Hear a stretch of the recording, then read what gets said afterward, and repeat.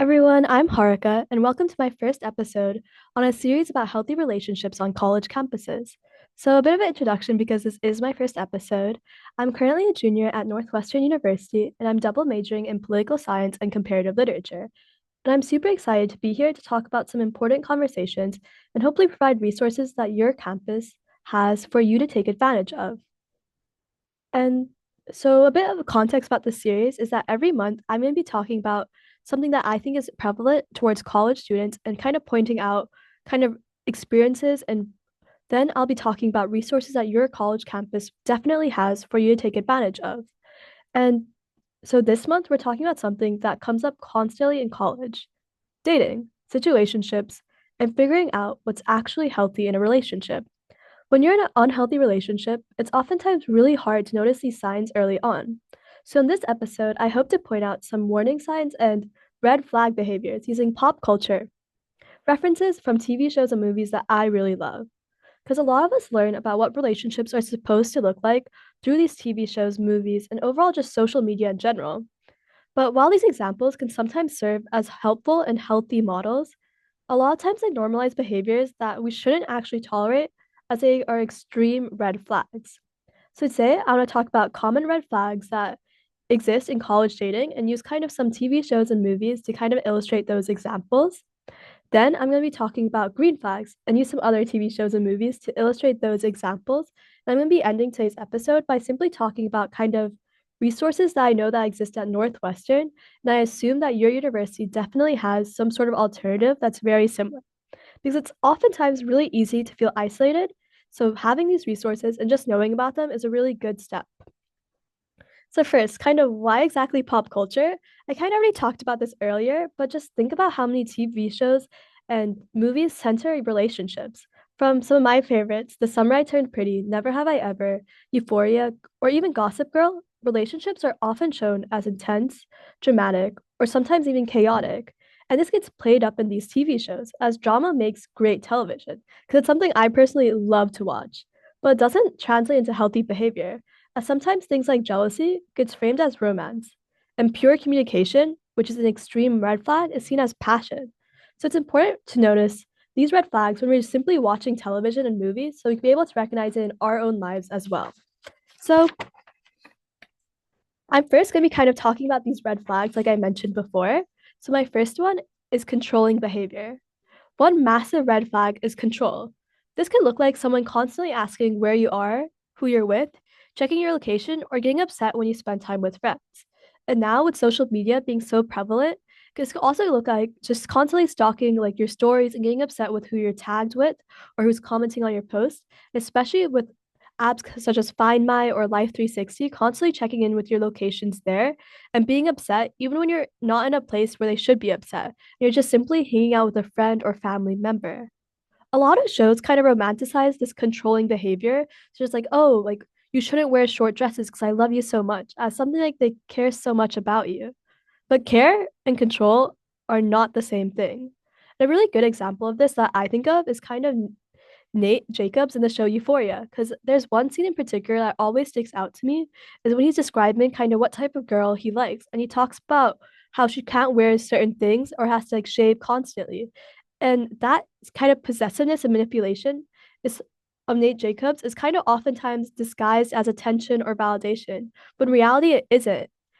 It's emotionally harmful and can lead to physical violence as well easily. So it's important to recognize controlling behavior as a massive red flag, despite the romanticization of it happening just like on social media, TV shows, and movies.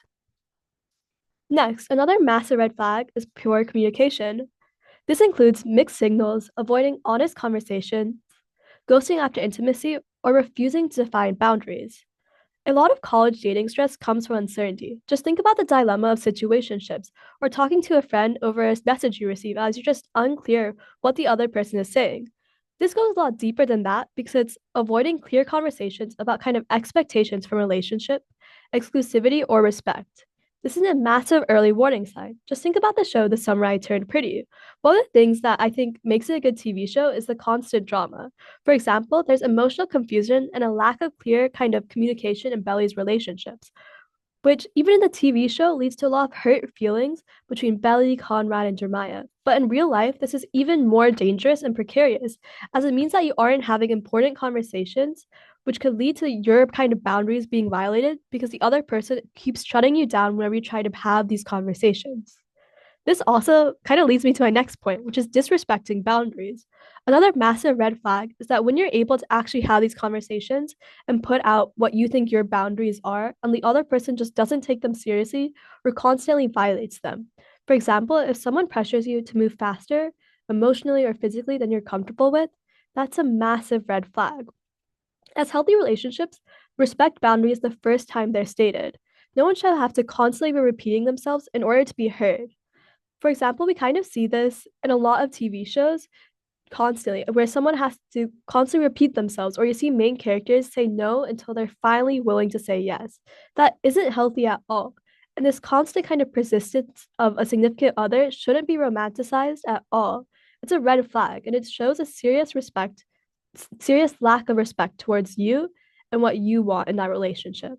So now that we kind of talked about some of these red flags, I think it's also important to have signs and kind of models for healthy relationships. So I'm going to shift a little bit to talk about green flags. The first is kind of respect for independence. A major green flag is when someone supports your life outside of relationships. They encourage your friendships, academics, goals, and independence. A healthy relationship shouldn't be the factor that defines your life. Rather, it's a part of it that contributes something meaningful. For example, I think a really good show that has an example of this is Ben and Davy's relationship. Ben never tells Davy not to pursue her academic interests, and when she gets into Princeton, he's extremely happy for her, even though they're not exactly going to the same school. He still shares pride and joy in her kind of academic pursuits, even if it doesn't revolve around him. This is something that you should expect from your significant other. If they're constantly trying to center your life around themselves, that's a massive red flag. But when they're willing to listen to you, respect your independence, and even encourage it and cultivate it, that's a really good green flag and a good sign in a relationship. Another is kind of honest communication. One green flag is someone who communicates directly and doesn't speak towards you in like puzzles, messages, and riddles. If you need a friend to decode a message from them, they aren't communicating honestly. But if they're clear about what they want, listen, and respect your boundaries, that's a sign of a good relationship. It means that you're able to comfortably say, I don't want to do that. I need more clarity, or even things like I need space. And you aren't worried kind of about the way that they're treating you or like the backlash from it.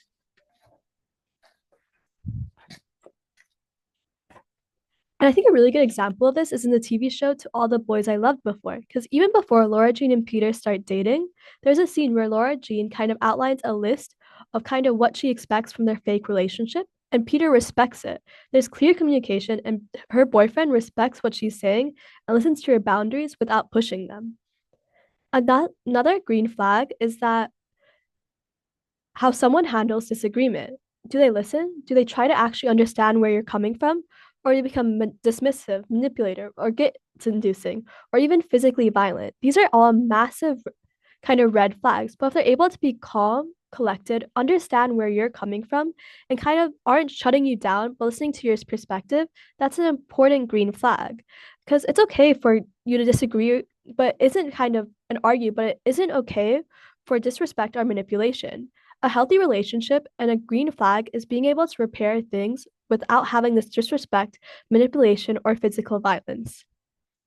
A really good example of this, I think, is in the TV show Sex Education, where there's a lot of moments where the characters disagree, but what stands out is that they often come back and actually try to listen and understand where the other person's coming from, which is a massive green flag. And kind of while it's so easy to feel isolated in a toxic relationship, especially when your significant other is actively isolating you, it's really important to know that you have resources, especially on campus, that you can find. While I'm mainly familiar with the Northwestern ones, I'll kind of be listing those out more broad terms so you can look in to see if your college also has them. First, Northwestern has a Center for Awareness, Response, and Education.